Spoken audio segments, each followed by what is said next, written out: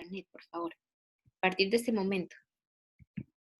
Bueno, chicos, vean, como les estaba comentando, la clase anterior estuvimos viendo lo que fueron algunas propiedades de las operaciones con relaciones, estuvimos repasando las cerraduras de una relación que podía ser reflexiva, simétrica o transitiva. Recordemos que las cerraduras venían siendo como aquello que le faltaba a la relación para cumplir con una propiedad específica. Después de eso compusimos relaciones y empezamos a ver lo que eran relaciones de orden. Recordemos que ya ahora tenemos clasificación en cuanto a los tipos de relaciones. Están las relaciones de equivalencia y las relaciones de orden. Era de equivalencia si cumplía con la propiedad reflexiva, simétrica y transitiva. Y ahora, es una relación de orden si la relación cumple con las propiedades reflexiva, antisimétrica y transitiva. Habíamos demostrado que la relación menor o igual es un orden, ¿verdad? Es decir, que cumplía con las tres propiedades. Y además, bueno, que A se relacionaba con B si solamente si A es menor o igual que B. Y era un orden parcial porque se cumplía para unos y no para todos. Ok, estuvimos viendo luego la definición de cuando dos elementos eran comparables, chicos. De aquí en adelante, dos elementos son comparables. Por ejemplo, dos elementos A y B de un conjunto A son comparables sí y solo si A se relaciona con B o B se relaciona con A. No es necesario que se cumplan las dos condiciones al mismo tiempo, solo una de las dos. A se relaciona con B o B con A. Pero si del todo no se relacionan, ya no son elementos comparables. Por ejemplo, en la relación anterior, es decir, dos elementos se relacionan si A es menor o igual que B. Es decir, dos elementos A y B. Observemos que estamos en los números enteros positivos. Cuando yo hablo de A y B, son dos números enteros positivos cualesquiera. Por ejemplo, si yo tomo el contexto que son los números enteros positivos, 2 es menor o igual que 3, ¿cierto? Pero al revés no. 3 no es menor o igual que ¿quién? Que 2. Por lo tanto, no importa, solamente se da la relación en una dirección y con eso 2 es comparable con 3. ¿Por qué? Porque 2 se relaciona con 3 al ser 2 menor o igual que 3. Hay elementos que del todo no se relacionan, entonces eso va a depender mucho del tipo de relación que estamos trabajando. Ok. Ahora, estamos en la parte de comparabilidad. Yo les había dejado este ejercicio de tarea para que ustedes pudieran cumplir con las propiedades. Ok, por ejemplo, tenemos aquí la relación de divisibilidad. A se relaciona con B si solamente si A divide a B. Tenemos que demostrar que es un orden parcial y obtener dos elementos no comparables de este orden parcial. ¿Alguno de ustedes lo hizo, chicos?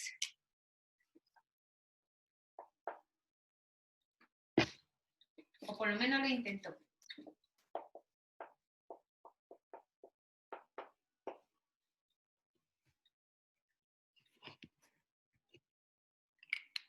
¿Sí o no?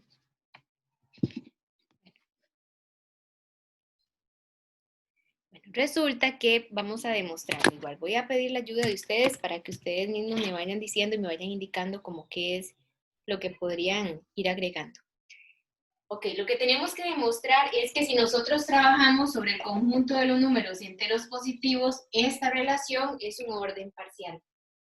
Ok, para que sea un orden, primero tendríamos que demostrar las propiedades reflexiva, antisimétrica y transitiva con esta propiedad, ¿cierto? Entonces venimos acá y lo que hacemos es venir y aplicar aquí. Tomo dos elementos A y B, de manera que se relacionan solamente si uno divide al otro. Para mostrar la parte reflexiva, yo les recomiendo esto, chicos. Si les cuesta esta parte, váyanse a la propiedad. ¿Qué quiere decir la propiedad reflexiva? Que para todo elemento A del conjunto, A se relaciona con A. Si ustedes llegan a esta conclusión, que A se relaciona con A para todos los A del conjunto, con esto ya pueden concluir que la propiedad o la relación es reflexiva. Pero es lo que tienen que concluir. En este caso, no lo tenemos todavía. ¿Cómo hay que demostrarlo? Nosotros nos vamos a dar un elemento A que pertenece al conjunto de los números enteros positivos o al conjunto A.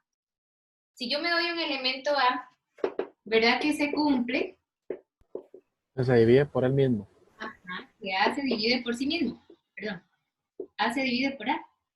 Entonces, ¿qué pasa? Que si A se divide por A, ¿qué pasa con A? Que se relaciona con A. Muy bien, ¿para quién? Para todos los A del conjunto, ¿cierto? Entonces, ¿qué pasa? Que si A se relaciona con A, ya podemos concluir que la relación es reflexiva. Muy bien. Así es como hay que hacerlo. Esa es la parte más sencilla de, de las demostraciones de orden. Ok, vamos con la 2, la parte antisimétrica. Para la antisimetría vamos a colocar aquí la propiedad para que ustedes se guíen a lo que quieren llegar. Para la antisimetría tenemos que ver que si A se relaciona con B y al mismo tiempo B se relaciona con A, entonces tenemos que concluir que A y B son iguales.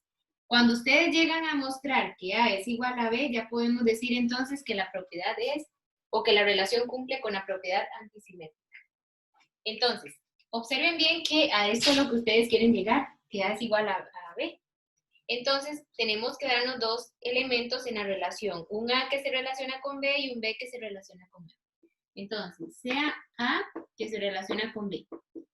Mediante esta relación, ¿qué quiere decir que A se relacione con B? ¿Qué? A divide a B. ¿Y qué quiere decir que A divide a B? Que B se puede ver como un A por un K1, ¿cierto, chicos?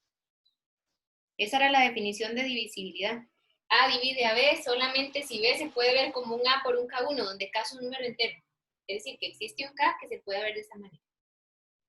Ahora, si nos damos un B que se relaciona con A, ¿qué quiere decir entonces? Que B divide A. ¿Y qué quiere decir que B divide A? Que A se puede ver de la forma B por qué? Por un K sub 2 cualquiera. ¿Cierto? Entonces, ¿qué podríamos hacer, chicos? Para llegar a demostrar que A es igual a B, tienen que manipular estas propiedades. Entonces, podríamos decir esto, chicos. ¿Verdad que ustedes tienen que B es un A por un K1? ¿Sí? Entonces, si este es B, también ustedes tienen que A es ¿quién? Pueden cambiar A por un B por un K2 porque dicen que A es un B por un K sub 2. Entonces, quitan el A, lo cambian por lo que vale A y conservan el K1, porque en realidad lo que estoy haciendo es venir y sustituir en este caso el A por este valor. Ok, chicos, resulta que aquí lo que se está viendo es que B es igual a un B por un K1 por un K sub 2, ¿cierto? Entonces, si B es igual a un B por dos valores cualesquiera, ¿cómo deben ser esos valores si estamos trabajando en los números enteros? ¿O cuál valor deben tomar esos valores K1 y K2 necesariamente si son números enteros y se multiplican por B para que me dé B? ¿Cuánto debería ser K1 y K2? 1. Entonces, eso nos lleva a que K1 es igual a K sub 2 y ambos valen ¿cuánto? 1. Y si ambos valen 1, entonces devuélvanse aquí. ¿Qué tendrían? Que B es igual a un A por K1, pero ¿quién es K1? 1. Es decir, es un A por un 1 que va a ser A. ¿Y quién sería A? Es un B por un K sub 2, pero ¿quién es K sub 2? 1. Y B por 1 es B. Entonces, en ambas igualdades que estamos concluyendo, que A es igual a ¿quién? Que A es igual a B. ¿Está bien? Por lo tanto, ustedes dicen, bueno, si A se relaciona con B y B se relaciona con A, estamos concluyendo que A es igual a ¿quién? A B. Y si concluyen que A es igual a B, entonces ya cumple con la propiedad antisimétrica. Por lo tanto, la relación es antisimétrica. ¿Está bien? Ahora, voy a seguir explicando y cualquier cosa, si hay que explicar algo de nuevo, se los vuelvo a retomar cuando terminen las tres propiedades. ¿Está bien? La tercera propiedad que hay que revisar es la transitiva. Hay que ver si la relación cumple con la transitividad. ¿Qué quería decir la transitividad? Que si A se relaciona con B y al mismo tiempo B se relaciona con C, necesariamente A se relaciona con C. Esto es lo que quiere decir la transitividad. Ok, yo les pongo la propiedad para que ustedes sepan, a dónde tienen que salir y a dónde tienen que llegar. Yo tengo que salir que A se relaciona con B y que B se relaciona con C. Entonces me voy a dar esos dos pares ordenados. Si A se relaciona con B, ¿qué quería decir la relación? que A divide a B. ¿Y qué quiere decir que A divide a B, chicos? ¿De acuerdo a la definición? Que B es igual a ¿quién? A un A por un K1. Ahora, si B se relaciona con C, entonces B divide a C. ¿Y eso a qué me lleva? A que C es un A por un B. Por un K sub 2 cualquiera. B, profe. Perdón. C es igual a... Ajá. Ok, muchas gracias. Sí. Entonces, C es igual a un B por un K sub 2. Y entonces, ¿qué podríamos decir de estas dos igualdades, chicos? Yo voy a venir solamente a esta parte. Ustedes tienen que demostrar que A se relaciona con C. ¿Qué quiere decir que A se relacione con C de acuerdo a esta propiedad?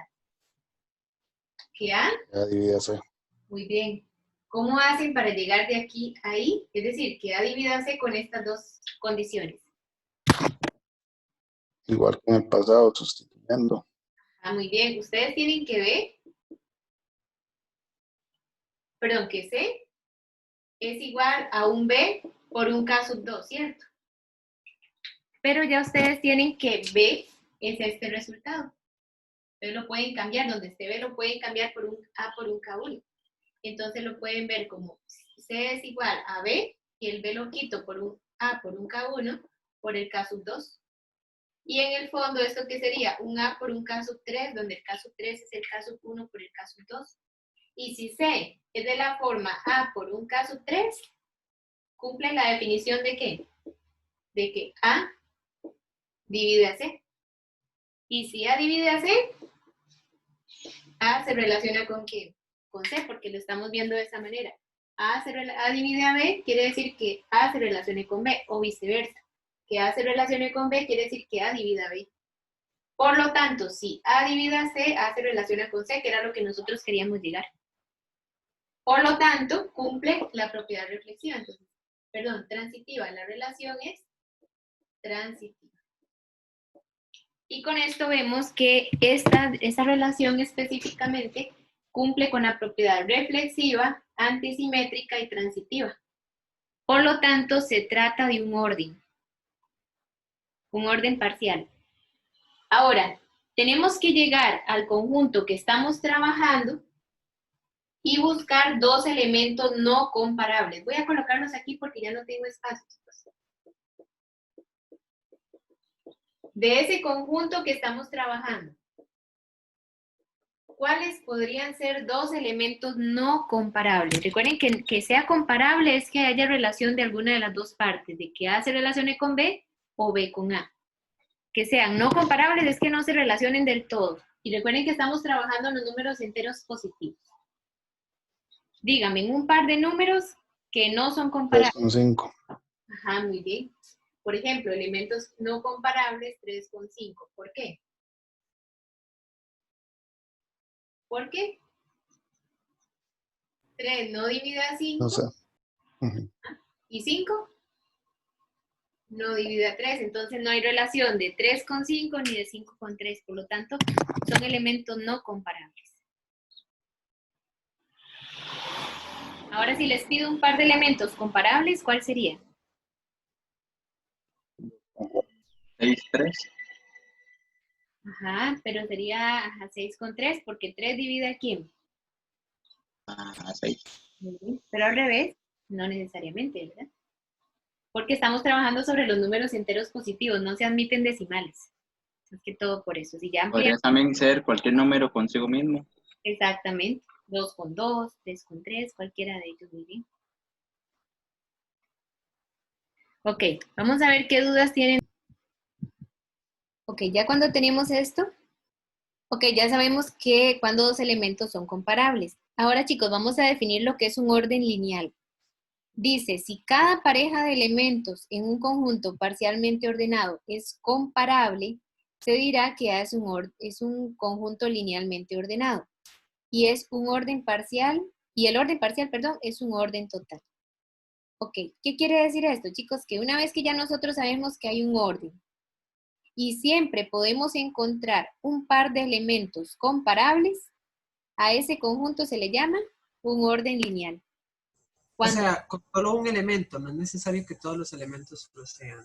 con solo que usted tome de dos en dos elementos comparables, es decir, que siempre los ubique, ya con eso es un orden lineal. ¿Está bien? Entonces, ahí es donde vamos a tener diferentes ejemplos. Por ejemplo, la equivalencia y la linealidad. Si yo tengo una relación de manera que A se relaciona con B, si A más B es par, es una relación de equivalencia. Tienen que mostrar que es una relación de equivalencia. Y además, ver si es un orden lineal. Para que sea un orden lineal, debe cumplirse que siempre van a existir dos elementos comparables en la relación. ¿Está bien? Y con eso ya sería una relación, o en este caso, una relación sí que cumple con un orden lineal. Les dejo esta de tarea para que la hagan ustedes, chicos. ¿Está bien? Tienen que tomar esta relación y demostrar que es una relación de equivalencia. Para que sea de equivalencia, tiene que ser reflexiva, simétrica y transitiva. Y una vez que ya demuestran que es una relación de equivalencia, determinar si es un orden lineal. Es decir, si siempre tomo dos elementos y ellos van a ser comparables. Chicos, ¿me escuchan bien? Es que está lloviendo un poco fuerte. No, la verdad es que por lo que es el micrófono y eso, yo lo escucho bien. Ok, Sí, profe, se escucha bien. ok. ¿Se escucha bien? Sí, profe. Bueno, No se ya preocupe. para... No, que no se preocupe, casi no se escucha la lluvia, de hecho. Perfecto, gracias. Bueno, vamos a ver el orden No léxico. la escucho directamente. Ah, bueno, perfecto. El orden lexicográfico, chicos, es un orden que es un orden muy particular que nosotros podemos aplicar. En sí, casi siempre se evaluaba y valía un punto en el examen, pero es bien sencillo. Ok, el orden lexicográfico se va a aplicar sobre dos conjuntos parcialmente ordenados. Voy a tomar un conjunto A con una relación de orden, un conjunto B con una relación de orden. Se define el orden lexicográfico y se va a denotar con esta simbología, ¿verdad? Sobre el conjunto A cruz B, si cumple lo siguiente. A, B se relaciona con A' y B' lexicográficamente si y solamente si A es anterior a A', o si A es igual a A', B debe ser menor que B'. Ok, ¿qué quiere decir entonces el orden? Yo tomo un elemento que pertenece al primer conjunto, otro elemento que pertenece al otro conjunto ordenado. De estos dos conjuntos los vamos a ordenar por medio de este tipo de orden lexicográfico si la primera componente A es anterior a A', listo. Pero si son iguales, el orden ya no recae sobre la primera componente, sino sobre la segunda componente B. Entonces sería que si A es anterior a A', listo. Se ordena primero A, B, que A' y B'. Pero si A es igual a A', el orden ya no se mide con la primera componente, sino con la siguiente.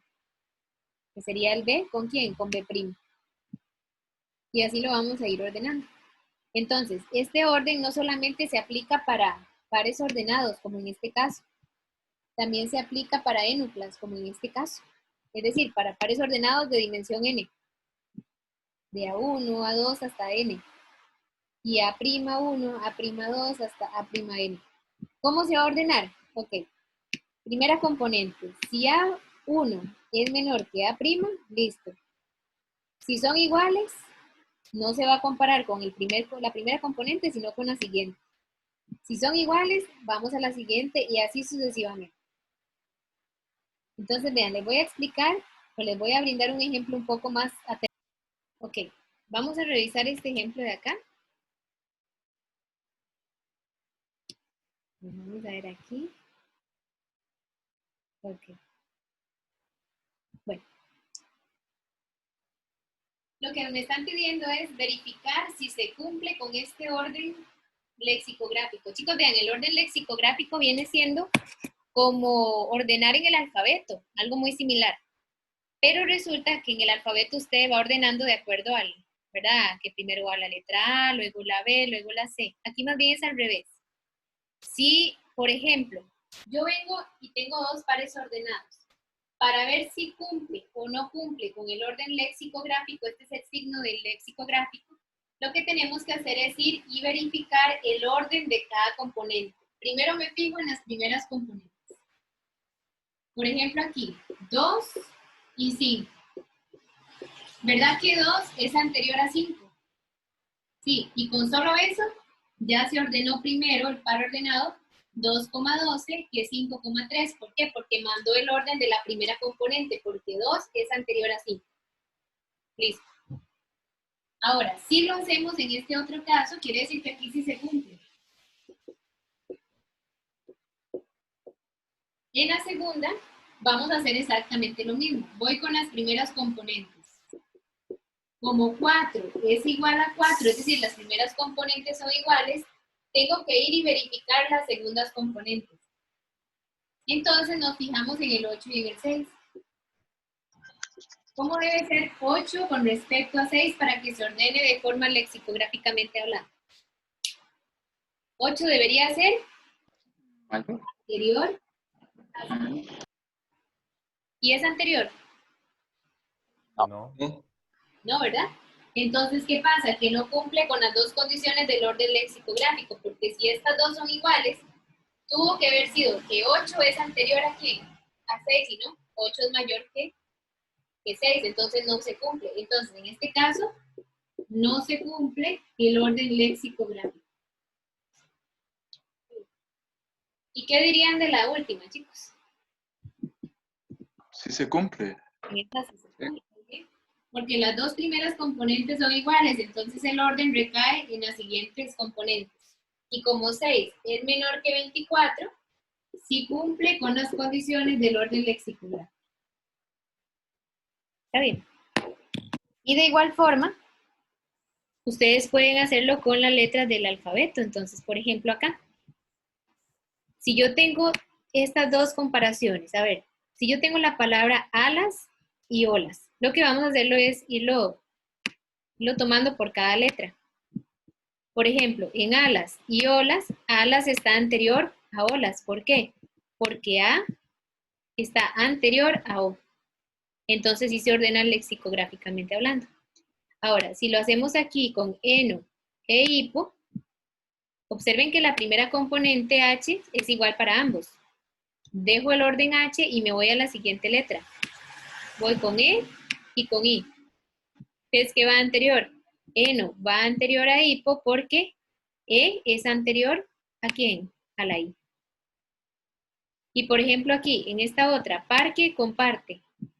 Observen que en las tres primeras letras son iguales para ambas palabras, ¿cierto? Pero entonces, Q es anterior ¿a qué? A T. Por lo tanto, va primero parque antes de parte. Y con eso nos permitió ordenar de acuerdo o mantener un orden lexicográfico de las palabras.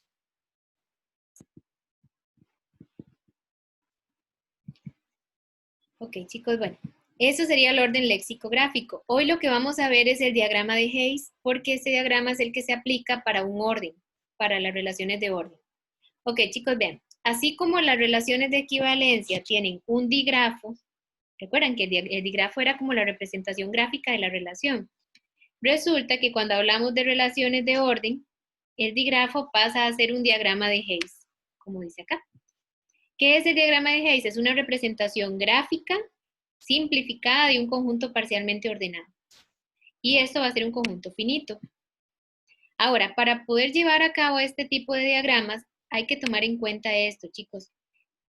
Para poder dibujarlo, se debe de tomar en cuenta que las aristas deben ser ascendentes, solamente ascendentes. ¿Por qué? Porque como es un orden, tenemos que ir viendo quién está anterior a quién, ¿verdad? Es decir, tenemos que establecer un orden ascendente entre dos elementos sí y solamente sí. Uno sigue al otro, ¿verdad? Sin haber elementos intermedios. Entonces, por ejemplo acá, esto que se les da en este dibujito, esto es un grafo de los que ya nosotros hemos hecho. Tenemos los vértices, de los vértices se mandan flechitas y de acuerdo a un grafo, nosotros podemos hacer de un grafo, conformarlo a un diagrama de Hayes. Y para poder hacer de un grafo a un diagrama de Hayes donde es un orden parcial, lo que se hace es seguir estos pasos, chicos. Lo primero que deben hacer es tomar del grafo y eliminar todos los ciclos de longitud 1, es decir, se elimina este ciclo, este y este de acá. Si los eliminamos, les va a quedar de la siguiente forma. Les quedaría de esta manera, ¿verdad? Bien, para ver si lo puedo borrar.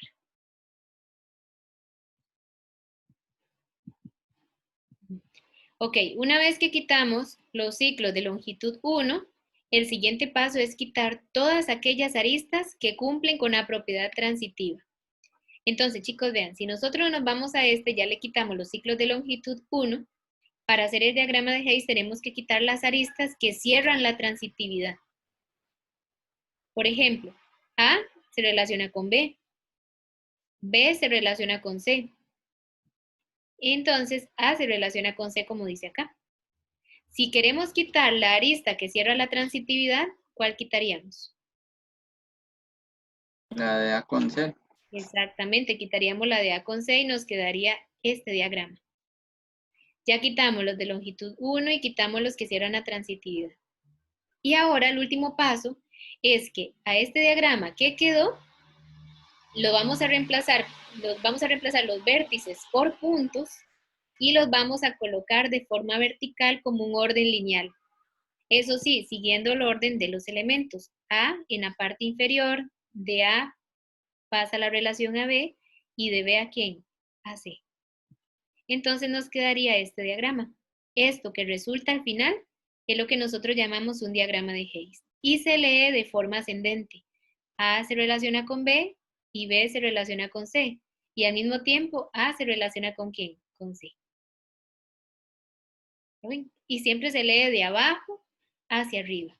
Es por eso la importancia que de ahora en adelante todos los digrafos que nosotros vamos a crear tengan esa lectura para poder conformarlo de digrafo a un diagrama de Hayes. Tienen que quedarles de esta manera, chicos. ¿Está bien? Profe, entonces siempre va a seguir el orden secuencial, por ejemplo, A, B y C. No importa ¿cómo decirlo? Si tiene otros caminos que tienen la misma longitud. Ajá, aquí sí hay que tener mucho cuidado porque usted tiene que seguir esta secuencia siempre y cuando la relación esté presente. Por ejemplo, yo no puedo ordenar antes de B a C porque B va en medio de ambos, de acuerdo a la relación. Entonces hay que respetar ese orden para que me quede el diagrama de Hayes de acuerdo al diagrama, perdón, al digrafo, ¿verdad? Porque es algo que es bastante importante. Es como conformar un orden normal a un orden parcial, que es este que nosotros estamos conformando. Y lo Profe, pasamos con orden lineal. Ajá.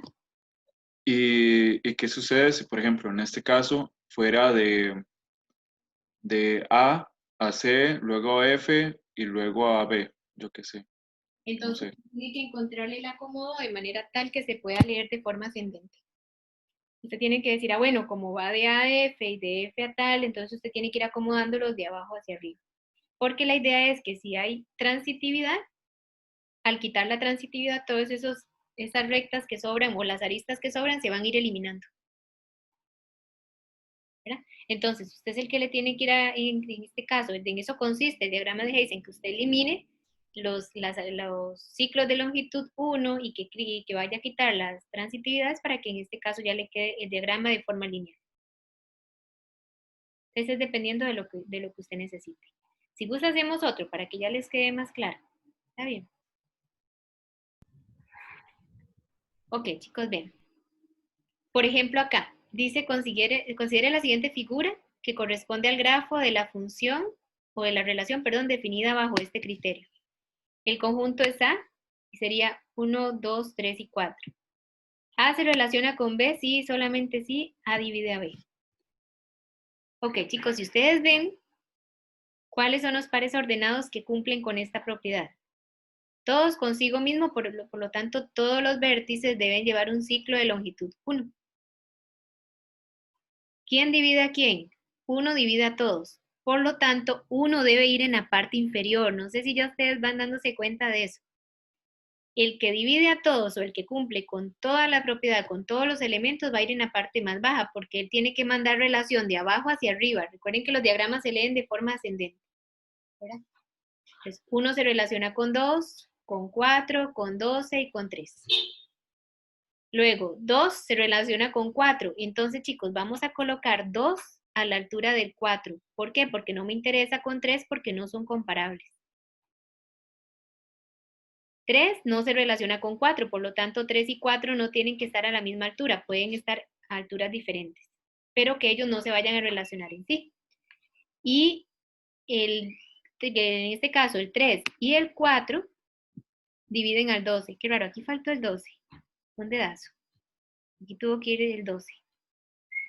Entonces tienen que venir y conformar el diagrama de manera tal que vaya desde la parte más baja a la parte más alta, donde los más bajos dividen a los que están más arriba. Chicos, me regalan un momento, ya vuelvo. Gracias. Entonces, ¿ven? Si yo me doy el conjunto A y me doy la relación, puedo crear, en este caso, el gráfico de la relación. Cada elemento se relaciona consigo mismo porque todo elemento es divisible por sí mismo. Ahora, ¿quién más se relaciona con quién? 1 se relaciona con todos. Sería 1 con 1, que ya está. 1 con 2, 1 con 3, con 4 y 1 con 12. Luego, 2, ¿a quién divide? 2 divide a 4 y 2 divide a 12 únicamente. 3 se relaciona con 3 y 3 se relaciona con 12. 4 con 4 y 4 con 12 y el 12 con 12 que ya lo teníamos. Ok, resulta que estos son los pares ordenados que se deben demostrar en el digrafo, ¿cierto? Entonces, lo primero que vamos a hacer es conformar el digrafo. Y una vez que tenemos el digrafo, hacemos el diagrama de Hayes. Ok, ¿qué tenemos que considerar, chicos? Tenemos que considerar los elementos del conjunto y colocarlos como vértices. Solamente que se tiene que colocar de forma ascendente. Quien se relacione con todos al mismo tiempo va a la parte inferior, porque la lectura se hace de abajo hacia arriba. Entonces, en la parte inferior puedo ubicar el 1. 2 se relaciona con ¿quién? 2 se relaciona con 4, entonces lo puedo colocar el 4 más arriba del 2 para mandar flechita de abajo hacia arriba. Y al mismo tiempo con el 12.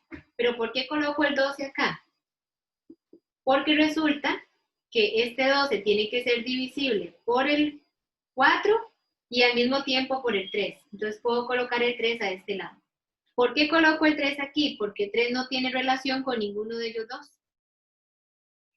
Y al colocarlos de forma distanciada, lo que estamos diciendo es que son elementos no comparables. ¿Sí? Entonces, por ejemplo, si nosotros rellenamos el digrafo con esta información, tenemos que 1 se relaciona con 1, 2 con 2, 4 con 4, 12 con 12 y 3 con 3. Y al mismo tiempo, 1 se relaciona con 2, 1 con 4, 1 con 12 y 1 con 3. 2 divide a quién? A 4 y 2 divide a 12. 4 divide a 12 y 3 divide a quién? A 12. Ese sería entonces el digrafo que me estaría quedando de esta relación. Ahora, del digrafo nosotros podemos conformar el diagrama de Hayes. Para conformar el diagrama de Hayes tenemos que quitar los ciclos de longitud 1, es decir, quitaríamos estos. Voy los tachando con rojo para que vean que estos son los que hay que quitar. Y tenemos que quitar todas aquellas aristas que cierren la transitividad. Por ejemplo, ¿cuáles podríamos quitar? El 1 con el 4, ¿no? Muy bien, 1 con 4. ¿Cuál otro? El 2 con 12. Perfecto. Y si no me equivoco, el 1 con 12, Muy creo. bien. Eso sería. Ahora, si yo quito todas estas que taché, resulta que lo que me está quedando es el orden lineal, solamente que habría que construirlo quitando los vértices, los vamos a sustituir por puntos. Y si lo trazamos de esta manera, nos estaría quedando el siguiente diagrama de Hayes. Sería 1, 2, 4, 3 y 12. Y ese sería el diagrama de Hayes que me permite hacer la misma lectura del diagrama anterior, solamente que ya quitando los ciclos de longitud 1 y también los de la transitividad. Profe, y no tienen que ser una línea recta necesariamente, entonces puede ser cualquier otra figura geométrica o no. Ah, no, sí, de hecho que, por ejemplo, yo no voy a crear una línea recta si ellos no son comparables. Eso va a depender mucho de la relación. Ah, ok, perfecto. Profe, entonces puede tener dos caminos o Ah, más. exacto. Pero, por ejemplo, aquí se ve claramente que uno se relaciona con todos. No sé si lo alcanzan a ver. ¿Sí? El 2 con el 4 y con el 12, pero jamás con el 3. Profe, ¿y qué tal en el caso de que tal vez, por ejemplo, hubiera otro número que sí divide al 2 y al 4, ¿verdad? Un caso hipotético, pero que no divide al 3. El 3 empezaría solo, ¿verdad? Y dividiría el 12, pero como ese número hipotético que solamente divide al 2 y al 4 y no al 3, eh, ¿cómo se haría? Se quitaría el camino que está entre el 1 y el 3 y seguiría solamente el... Por ejemplo, digamos que yo agregue aquí un 8, que cumple con lo que usted me está diciendo. Entonces yo colocaría aquí el 8 y aquí el 12.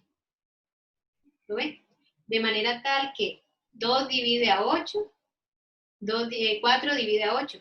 Pero 8 y 12 no se relacionan para nada. Pero sí lo podemos ver de esta manera. ¿Verdad? Y que Bueno, ellos dos deben quedar a una misma altura, o por lo menos ahí, donde ellos no son comparables para nada. profe, a lo que yo me refería es que, por ejemplo, bueno, el 1 es el principio de todos, ¿verdad? ¿Qué tal si en un caso hipotético el 1 no dividiría no divide el 3, ¿verdad? Entonces, ese camino que hay entre el 1 y el 3, obviamente en un caso hipotético, así no existe. Sí, Em, quedaría así. ajá, exacto. Eso va a depender mucho, como les digo, de la relación. ¿Verdad? Pero, por ejemplo, las relaciones que ya nosotros hemos visto, la de un número divide al otro, la de que un número es menor o igual que otro, son siempre relaciones de orden. Entonces, todas me deberían de dar un diagrama de Higgs. Vamos a ver otros que, por ejemplo, que un conjunto contiene a otro. Ese también es una relación de orden, entonces todas me tienen que dar eso. Pero si hay un elemento que no se relaciona con alguno, no hay problema. Usted nada más no manda la flechita y no quiere decir que tiene que quedar cerrado. Puede quedar abierto el diagrama. ¿Está bien? Profe, Ajá.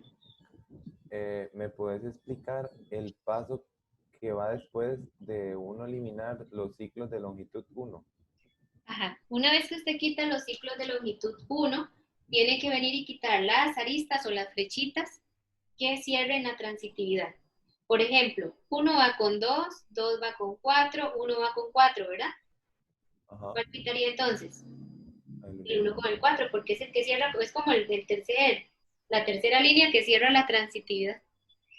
ok, ok. Ya, por ejemplo, aquí, 1 va con 3, 3 va con 12, 1 va con 12, ¿verdad? Quita el 1 con el 12. Y también se quitaría el 2 con el 12, como usted dijo. Exactamente. Ajá. 2 con 4, 4 con 12, 2 con 12 se van. Ok. Gracias. Mucho gusto. Y ahora veamos acá. Se supone entonces que nos tuvo que haber quedado de esa manera. Ok, resulta que, chicos, eso es el diagrama de Hayes. Nosotros podemos ordenar un diagrama de Hayes de forma topológica, ¿verdad? Ok, suena feo el nombre, pero no es tan feo lo que consiste. Un ordenamiento topológico es otro tipo de orden muy particular que lo que hace es llegar y ordenar los elementos como un orden lineal. Ahora sí, ya va a quitar un orden como este y lo va a convertir en una línea como estas. Ahí sí es necesario que sea una línea. Está bien. Es que el diagrama de Hayes no necesariamente tiene que ser una línea. Por ejemplo, en este caso yo lo conformé como una línea. O lo conformamos aquí. Pero el diagrama de Hayes no solamente tiene que quedar como línea, puede quedar como este que nosotros vimos. Pero si a mí me piden de aquí en adelante crear órdenes topológicos, sí tenemos que considerar lo siguiente. Por ejemplo, chicos, yo tengo este diagrama de Hayes. Resulta que me están pidiendo proporcionar un orden topológico para el conjunto parcialmente ordenado. ¿Cuál? El que me estén dando ahí. Cuyo diagrama de Hayes me lo muestran en la figurita, ¿verdad? Ok. ¿Cómo se hace un orden topológico, chicos? Se hace de la siguiente manera. Ustedes tienen que identificar del diagrama de Hayes cuál es el elemento que se relaciona con todos al mismo tiempo. En este caso, el que se relaciona con todos o el que está más bajo sería ¿quién? El A. Resulta que como B, D y C están casi a una misma altura, pero no tienen relación, ellos son elementos no comparables. Entonces, yo podría empezar a dar un ordenamiento topológico de esta manera. Del punto más bajo iría el A. Ok, como B, D y C son elementos no comparables, yo los puedo tomar y ordenarlos de la forma que yo quiera a ellos tres. ¿Por qué? Porque resulta que ellos no son comparables, entonces puedo colocar primero el B, luego el D y luego el C. O pude haber colocado el C abajo, el B arriba y el D acá. ¿Qué quiero decir con esto? Que estos tres, al ser no comparables, no llevan un orden específico, los ordenamos en cualquier jerarquía. Pero resulta que ellos tres sí deben estar más abajo que ellos dos, porque ellos dos están mucho más arriba de acuerdo al orden. ¿Quiénes seguiríamos ordenando? El E y el G. Y el G. Y voy a escoger cualquier orden para el E y para el G. Pude haber colocado primero el E y el G, o al revés, el G y el E. Y en la parte más alta del ordenamiento topológico va ¿quién? El vértice F. Entonces, con esto lo que hice fue crear ¿qué? Un orden topológico. Se puede ver como por pisos, chicos. El que está más bajo es el A, el que está más alto es el E. En el segundo piso podemos ubicar cualesquiera de esos tres elementos. Y como son no comparables, se puede ordenar cualquiera de ellos primero. Entre ellos no hay ningún problema. Pero estos, al estar más abajo de estos dos, deben colocarse en la parte inferior. Estos serían como los del tercer piso. A ver. Este sería un tipo. El otro ordenamiento topológico sería A en la parte más baja y F en la parte más alta. Ellos dos no deben variar. Pero por secciones podemos variar el orden de los que están en una misma, se puede decir como una misma base. Entonces va C, D, B, lo podemos haber ubicado así. Primero el C, luego el D y después el B. Porque entre ellos no pasa nada. Luego iría el E y el G, pude haber colocado el G y el E y no pasa nada. Van a mantener siempre el mismo orden. Voy, chicos, un momentito. Pero los extremos sí tienen que ser, digamos, en este caso A y F. No se puede. Hay que respetar los extremos. ¿Por qué? Porque si ya coloca el F acá abajo y aquí, ya se estaría brincando la relación como tal, ¿verdad? Okay. Muy bien, chicos. Bueno, ya para ir cerrando, vamos a ver los elementos que uno puede encontrar en un conjunto parcialmente ordenado, en términos de máximos, mínimos, maximales, minimales y demás.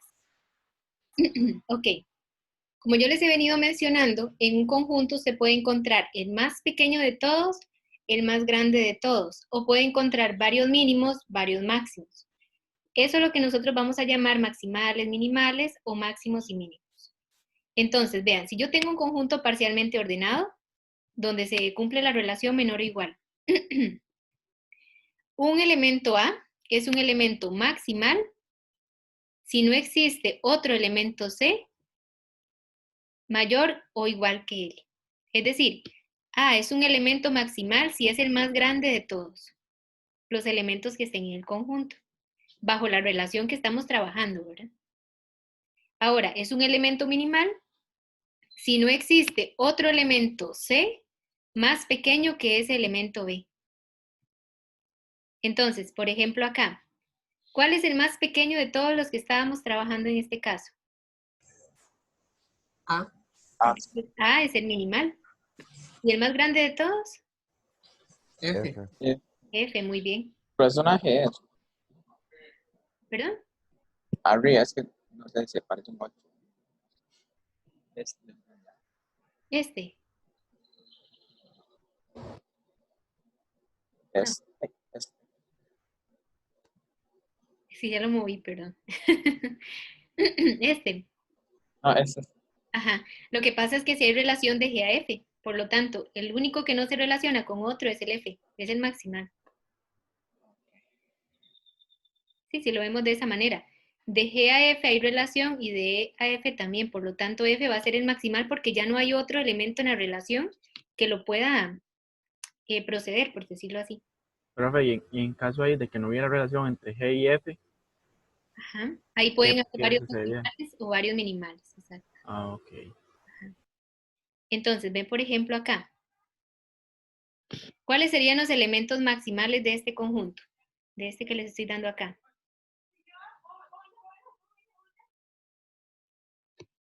Los elementos maximales. Creo que no tendría porque D es igual bueno, o en este caso A es igual El A y el B. digamos, Ajá, igual o porque mayor a B. ellos van a ser los más grandes de todos, porque si hay relación de varios elementos a ellos, pero no hay elementos posteriores a ellos. ¿Sí? Entonces, ¿cuáles son los minimales en este caso? El D y el E. Exactamente, el B y el E. Ah, bueno. Porque ya no hay elementos que los puedan anteceder. Profe, pero en este caso sí puede haber o sea, más de uno. Ah, sí, pueden haber varios maximales y varios minimales. Ok. Lo que vamos es que tal vez se enreda un poco con lo que es máximo y mínimo. ¿Está bien? Entonces, por ejemplo, si ya nosotros nos vamos aquí a lo que es la definición de máximo y mínimo, observen que un elemento es un elemento máximo de A. En este caso va a ser si el A es el mayor de todos los elementos que pertenecen al conjunto, para todos los elementos del conjunto, ¿lo ven? Para todos. Entonces, voy a identificar un elemento máximo si es el más grande de todos definitivamente. Ok, ok. Y el elemento mínimo es un elemento mínimo si es el más pequeño de todos los elementos del conjunto. Como maximales y minimales se pueden ver como aquellos que están más alto que todos los demás, pero que no hay relación posterior a ellos. ¿Ven? Por Profe, ejemplo, aquí el maximal, un momentito, aquí los maximales serían A y B, y los minimales D y E. Pero si nosotros vamos acá, ¿cuál sería el máximo entre este conjunto, chicos? Ninguno de los dos. Exacto, sino que ellos serían como Eh, maximales, son maximales, pero no son máximos. Sí. ok, sí, sí. ¿Y cuál es el elemento mínimo, chicos, de ese conjunto? El E. El E. Muy bien. Y el E también es que un qué? Un Minimal. Es un minimal, muy bien. ¿Ya entienden la diferencia? Sí. Ok, profe. véalo así. Maximal es como que no haya más relación después de ellos, pero quedan como picos altos, si se puede ver de esa manera. Y minimal es que no haya relación anterior a ellos, y se pueden ver como picos bajos. Pero el máximo es un elemento que está más arriba que todos los elementos del conjunto. Y el minimal es que esté mucho más abajo que todos. Y para que sea máximo y mínimo, tiene que relacionarse con todos al mismo tiempo. ¿Está bien? Profe, entonces ahí el E sería minimal y mínimo. Exacto. Y maximal sería A y B, pero no tiene máximo. Así es, muy bien. Ah, ok. Gracias. Mucho gusto. ¿Sí? Entonces, aquí hay varios ejemplos. Este ejemplo, a ver, si yo les pongo este conjunto es el conjunto de los X que van, bueno, que son números reales que van del 0 al 1, donde no puede ser ni 0 ni 1. Tiene maximal y minimal. ¿Ustedes qué dirían?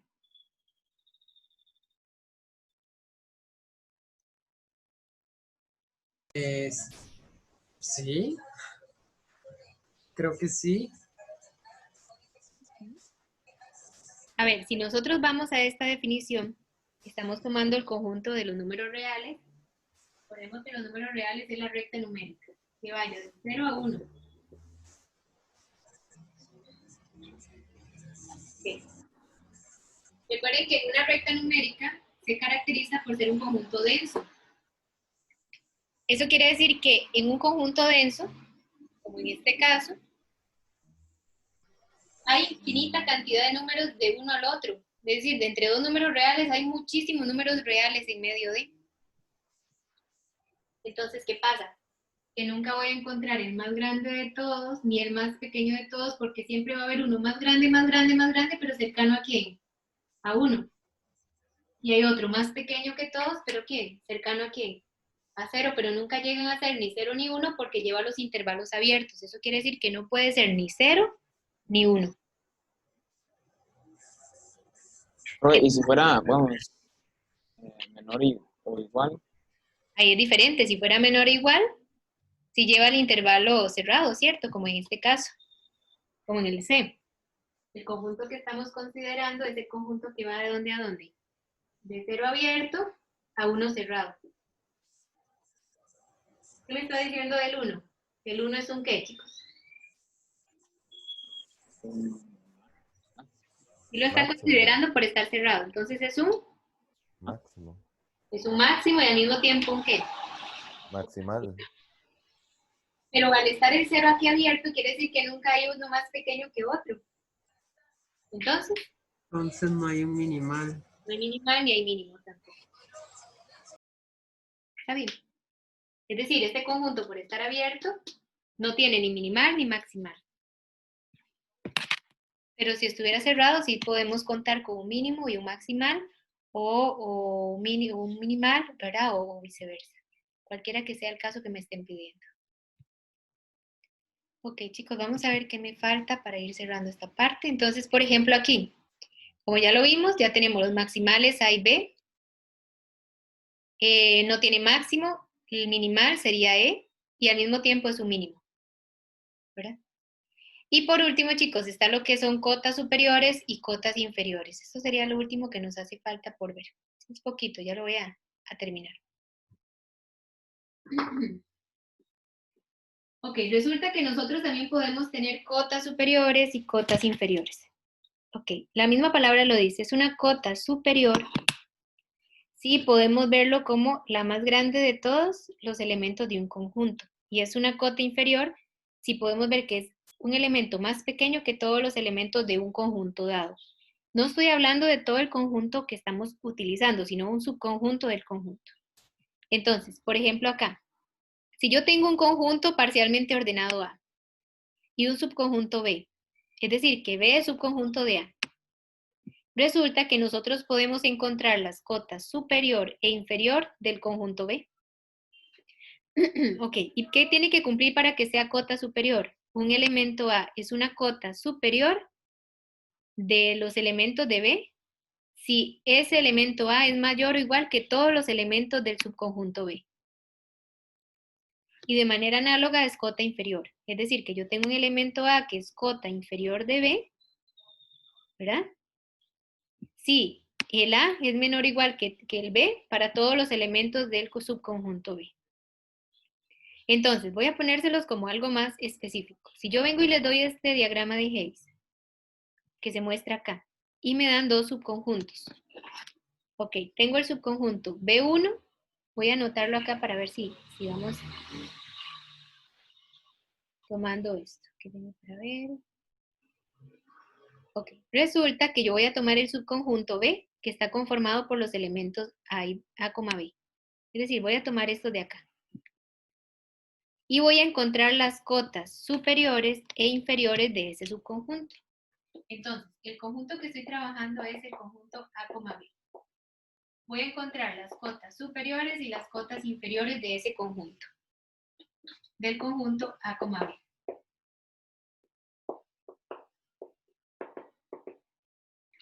Ok, chicos, para encontrar las cotas inferiores, me tengo que ir y buscar algún elemento del conjunto que se relacione con ellos dos al mismo tiempo, pero que sea más pequeño que ellos dos. Ok, si yo estoy en el A, B, ¿hay algún elemento que sea inferior a ellos y que se relacione con los dos al mismo tiempo? El C. No, porque No, no lo hay, ¿no? no No, lo pero hay. no hay. ¿Por qué? Solamente se Porque relacionan con el seno. el C ya no es cota inferior, sino más bien cota. Sí. Ah, ok, sí, sí, ya. Me olvidé. Sí. Sería para abajo, digamos. Exacto. Recuerde que estamos en la parte de cota inferior. En la cota inferior, repito, hay que buscar algún elemento o los elementos que se relacionen con A y con B al mismo tiempo y que sea más pequeño que ellos dos. Si no hay otro que más pequeño, es decir, otro que esté por acá, que se relacione con ellos dos. Entonces, ¿qué pasa? Que este conjunto A, B no tiene cotas inferiores. Pero ahora vamos a verlo como cotas superiores. ¿Cuáles son las cotas superiores de A y B? Para eso vamos a mirar ahora sí hacia arriba. Y vamos a decir, bueno, tengo que buscar aquellos elementos que se relacionen con A y B al mismo tiempo y que estén más arriba de A y B. ¿Cuáles serían los elementos que se relacionen con A y con B al mismo tiempo? Sí, en este caso era así. ¿C? ¿Cuál otro? Todos los que están arriba, ¿no? Exacto. Es decir, la cota superior, en este caso sería ¿quién? El C. El C, el D, el E, el F, el G y el H. Exacto. C, D. Pero yo se podría anotarlo como A menos conjunto AB. No necesariamente, porque puede que alguno que no esté por ahí no se relacione con ellos. Pero digamos, en este caso sí. Ah, sí, en este caso sí, porque todos los que están más arriba se relacionan con A y con B. Oh. Está bien. Si, por ejemplo, hay alguno que no se relaciona con ellos, ya no los puedo identificar. Está bien. Ahora veamos el otro subconjunto, chicos. Este sería B sub 1. Veamos el B sub 2. Sería C, D y E. Ok, encontremos las cotas inferiores y las cotas superiores de este conjunto. Ahora sí, voy a borrar acá un momentito. Y empezamos a buscar. Primero identifiquemos el conjunto. El conjunto que estamos trabajando es C, D y E. Es decir, este conjunto. ¿Cuáles son las cotas superiores de esos tres elementos? Las cotas inferiores primero, chicos. Para las cotas inferiores tengo que buscar los elementos que estén más abajo que ellos y que se relacionen con todos al mismo tiempo. De A y B, ¿no? Ahí ves. Ajá. ¿Y otro más? ¿Cuál otro podría? Bueno, puede ser B y A, ¿no? Ajá. ¿Y cuál otro? Yo incorporaría el C. ¿Por qué? Bueno, sí, porque está abajo de D y E. Exacto, y se relaciona tanto con C como con D y con E. Esas serían las tres cotas inferiores. Ahora, si ya nos vamos a cotas superiores, ¿cuáles son las cotas superiores de esos tres elementos? Tiene que ser aquellos valores que se relacionen con los tres al mismo tiempo y que estén más arriba que ellos. El F, E G y y H. H, ¿no? Y el D y el E también, ¿no? No, el D y el E no. No, porque no se relaciona con usted. Pero, brother, resuelve una duda. ¿Estamos respecto a solo a D y E o a D, E y C? C, D y E. Ah, ok. Porque yo encerré ahí como con rosado. ¿Por qué D y E no pueden ser? Porque para que sea cota superior, se tiene que relacionar con todos los elementos del conjunto. ¿Y qué pasa con D y con E? ¿Se relacionan? No. Ah, entonces no pueden ser cotas superiores porque no se relacionan con todos los elementos de este conjunto. ¿Cuáles son los que sí se relacionan con C, D y E? ¿Serían? F, G y H. E y H. Es decir, F, G y H sí se relacionan con D, con E y con C. Recordemos que aquí hay una transitividad que se borró, lo que pasa es que está ahí oculta. A ver, y si hubiera una relación así, sí contaría D y E. Exacto. Okay. Contaría. Está bien, pero como no son comparables, no los puedo incorporar como cota superior. Entonces, chicos, ya con eso encontramos las cotas inferiores y las cotas superiores de ellos. Ya para terminar, nosotros tenemos que encontrar lo que se llama el loop y el GLB de un conjunto. Entonces, por ejemplo, voy a borrar acá un momentito. Si ya nosotros definimos qué es el loop y el GLB, viene siendo un concepto relacionado a lo que son cotas superiores y cotas inferiores, superiores e inferiores. Resulta que si yo tengo un conjunto parcialmente ordenado y B es un subconjunto de ese conjunto, entonces A es una mínima cota superior, loop, si es la menor de todas las cotas superiores. Y A es una máxima cota inferior, GLB, si es la mayor de todas las cotas inferiores. Ok, en otras palabras, el loop de un subconjunto viene siendo la menor de las cotas superiores. Y el GLB viene siendo la mayor de las cotas inferiores. Eso viene siendo algo así, chicos, que el loop es la más pequeña de las cotas superiores y el GLB es la más grande de las cotas inferiores. Entonces, si nosotros nos ubicamos acá, a nosotros nos pueden pedir el loop del conjunto B. Bueno, ¿cuál B? Puede ser el loop de C, D y E. Y el GLB de C, D y E. Ok, para encontrar el loop y el GLB, el loop se relaciona con las cotas superiores y el GLB con las cotas inferiores. ¿Cuáles eran las cotas superiores de C, D y E? Las cotas superiores eran F, G y H. Y las cotas inferiores de este mismo conjunto era que A, B y C. Ahora, si yo me voy acá, vean que estábamos en este conjunto. Voy a volverlo a subrayar. Si yo me ubico en este subconjunto que es en el que estamos trabajando y saco las cotas inferiores, resulta que las cotas inferiores son estas, ¿verdad? Era esta y esta de acá. El GLB viene siendo, chicos, la más grande de esas cotas inferiores.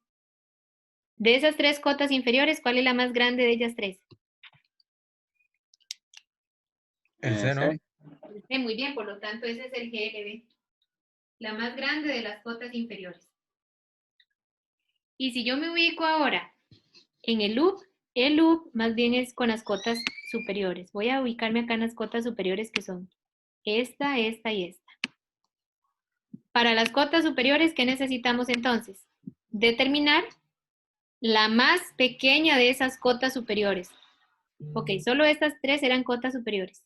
Hay un empate, ¿no? Entre F y G. Entonces, ¿qué pasa? ¿Tiene loop? Yo diría No. que no. Diría que no, sí. No tiene loop. ¿Por qué? Porque entre F y G no podemos determinar cuál es la más grande o la más pequeña de ellas porque no son comparables. Si se puede ver de esa manera, se podemos definir que entre F y G no puedo determinar cuál está más arriba que cuál porque no hay una relación entre ellas. ¿Sí o no? Sí, pero si existiera, digamos, una línea entre estas dos, digamos, la más pequeña sería H. No, porque ellas ya sí se van a relacionar. Entonces, recordemos que en realidad las líneas no se pueden trazar en ese orden. No se pueden trazar líneas horizontales, chicos, porque ¿cómo se lee el diagrama de Hayes? Siempre se lee ascendente. No se puede leer lineal, así como horizontal. ¿Cierto? Entonces, esas líneas me indican que sí hay relación, pero en un diagrama de Hayes no procede. Tienen que ser solo las líneas ascendentes. ¿Está bien? Pues ya estaríamos hablando de otra cosa totalmente diferente. Pero repito, ya para ir concluyendo, chicos, el loop viene siendo la más pequeña de las cotas superiores y el GLB la más grande de las cotas inferiores. De estas tres cotas inferiores, la más grande era la C, y de las cotas superiores no había cota más pequeña que entre ellos. No podíamos definir cuál era la más pequeña, por lo tanto no tiene loop, pero sí tiene GLB.